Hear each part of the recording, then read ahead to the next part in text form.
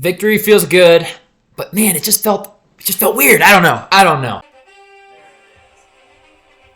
Football is back, baby. What's going on, everybody? Before we get into today's video, guys, I just want to give a special shout out to today's sponsors, starting with Gold Fine and Bowles, Lawyers for the Injured. Personal injury, workers' compensation, those are their two things, but any sort of legal advice, they're the people to call. Give them a phone call, 309-673-5144. Tell them we sent you, okay? And I'd also like to shout out SeatGeek for sponsoring today's video as well. Use promo code PLAYBOOKSPORTS on their website to get $20 off your first purchase of $30 or more. Let's get back to the video. What's going on, guys? Welcome back to the Playbook Sports Podcast. This is Nate coming back at you. Different setting. I'm all over the place as a travel nurse, man. You never know where you're going to see me next. But let's get into this Miami Dolphins victory up against the Giants. Got my handy-dandy notes here, although I watched every snap of the game. It's funny to think I wouldn't. That is what you do to bad teams, though, Miami. At the end of the day, that is what you do to a bad team. You hold them to 0 offensive touchdowns, 1 defensive touchdown, and 3 field goals. That's how the defense needed to respond to what they just had happen to them in Buffalo. Very happy to see that, and it's nice when we can have a game like this and be a little disappointed even. Like, I'm never going to complain about a 15-point victory. You'll never hear me complain about it.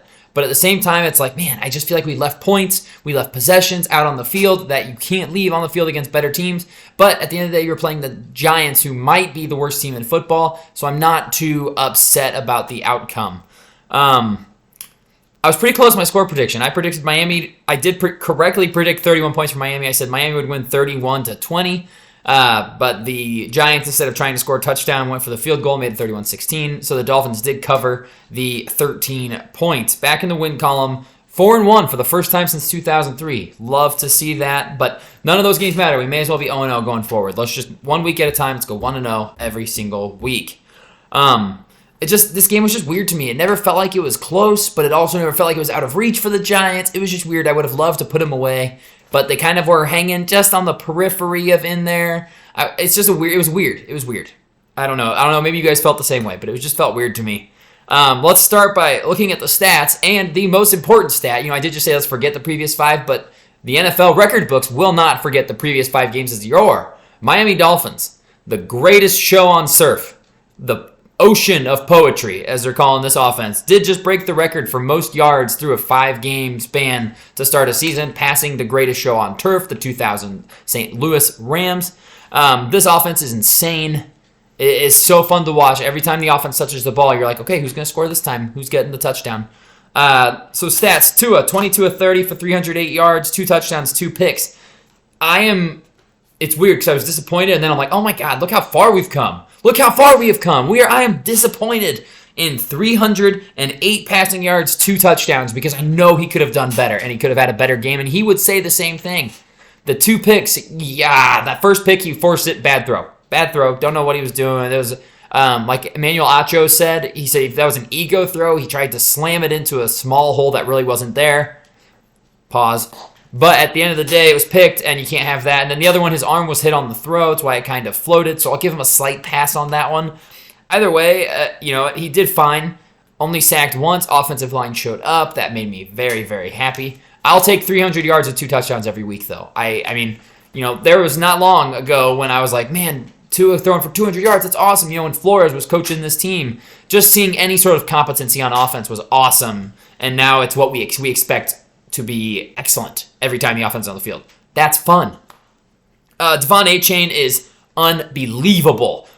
Talk about just pure electricity in human being form. That guy has so much speed, man. He just separates. He is Tyreek Hill as a running back. We have 2 Tyreek Hills on this team, along with a Jalen Waddle and a Raheem Mostert. I mean, the speed on this team is something that you don't see. We have the fastest 7 rushing speeds in the season. Tyreek Hill broke 22 miles an hour on that run, and it looked like Devon Achane was going to catch him and pass him on that play too. Achane looked like he was jogging, and he was keeping up. Yes, Tyreek Hill had the ball in his hand, so it's hard to say he was faster, but damn, they were flying. Albert Wilson and Jakeem Grant walked, so Tyreek Hill and Devon Achane can run, baby, and we have come so far. Oh, it's so fun to watch. Speaking of Tyreek Hill, 8 for 181, 1 touchdown. Elite.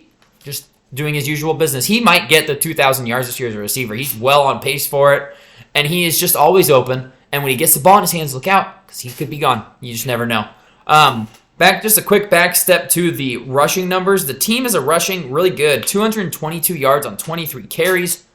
Just pound the rock. That's why it was a key to the game. We can run the ball. Let's do it. I do not want us to just get cute and think we have to throw the ball all the time. I love it. Tua threw 30 times, and we ran 23 times. That is pretty even. That makes me happy. I will say one negative. Mostert, Achane, fellas, hold on to the football. Please, Achane, your fumble. Can't have it. Mostert fumbled one again. He's lucky he went out of bounds. Had 2 fumbles last week. I hope that today they had their arms on a football and they walked around practice just holding a football the whole day. Got to clean that up. We cannot have costly mistakes like that. This game is how the defense is supposed to look. Our front four was getting home. Zach Sealer, AVG, Andrew Van Ginkel looks amazing. When Jalen Phillips comes back, it's him and Bradley Chubb are going to have to fight for the opposite side of Andrew Van Ginkel because there's no way he is coming off the field right now. He leads our team with 4 sacks through 5 games. Awesome. He's everywhere, man. He's absolutely everywhere. Love watching Andrew Van Ginkel. And Stephen Ross himself met him in the tunnel after the game to congratulate him on a great performance. That says something, man. But he will not be not to be overshadowed by Andrew Van Ginkel with Zach Sealer. Great game. I challenged you in the pregame. You just got paid. Go earn your money. Oh, baby, he earned his money. 2 sacks and 3 TFLs. Yeah, I get it. He's working against some backups, but at the end of the day, these guys are NFL offensive linemen, and Zach Sealer was a practice squad guy we picked up a couple years ago. He was nobody, and look at him now. Stud, stud, stud. 7 sacks, 8 TFLs. I said we needed to get at least 5. Thrilled with 7 and 8 TFLs. Great game from the defense. As long as we get pressure with front 4, the backside will work. So when Bradley Chubb and Jalen Phillips and Van Ginkel are getting home, and Emmanuel Ogbah coming in, and Christian Wilkins was beating his man, and everybody was winning up front. That's why the offensive line, defensive line was the X factors in these games. We gave up 1 sack. We had 7. We hit their quarterbacks 14 times, and they hit Tua twice. That's awesome. That's an awesome game, and that's why we dominated, because we ran the ball down their throat, and we got after the quarterback. That's a recipe for success. My 5 keys that I gave out. First one was start fast. I like that we came out, shut them down their first possession. We went and scored a touchdown.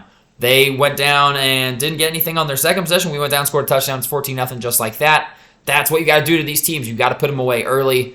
We didn't put them away, I will say, because then we could have gone up 21-3. Instead, it was 14-10 because of that long pick 6. That was great.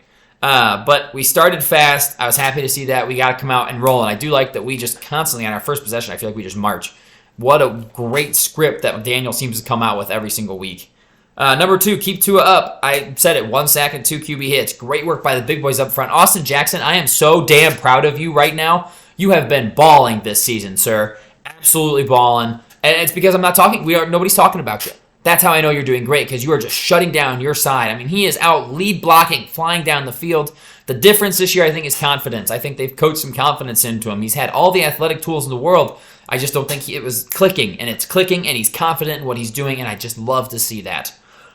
Keeping on the offensive line, prayer circle for injury prayer circle. Isaiah Wynn's okay. Please be okay. We need you at left guard. You're top 5 blocking offensive guard per PFF. Him and Robert Hunt are both in the top 5 right now, which is awesome. For pass blocking, they have both been absolute anchors in the interior offensive line. Key number 3 was get after Jones. I already talked about it. 7 sacks and 14 quarterback hits on their quarterbacks. Knocked him out of the game. Hopefully he's okay and it's not a serious neck injury. You hate to see injuries in this game. They happen, but we were just hitting him all day long. The poor guy doesn't stand a chance back there. I know people are clowning on the Giants for paying him. He doesn't stand a chance. He doesn't stand a single chance behind that offensive line. I feel bad. Number 4 was get Jalen Waddle involved. Caught the first touchdown of the game.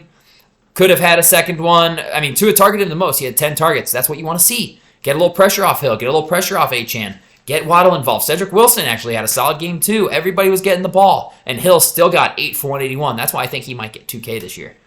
And then number 5, as it will be every single week, run the damn ball. And oh, baby, did we. 222 rushing yards. Devon Achane, little injury. Another prayer circle here for injuries. Devon Achane, please be okay. Please be okay. You're so good. So good. Mostert looks good, but Devon Achane looks like Offensive Rookie of the Year good. So need him to be okay, and let's keep running the ball. And good win. Put it behind you, because it's Carolina week. It's another game we got to win. Phins up. Great win. We'll see you guys later this week for the preview of our Week 6 matchup.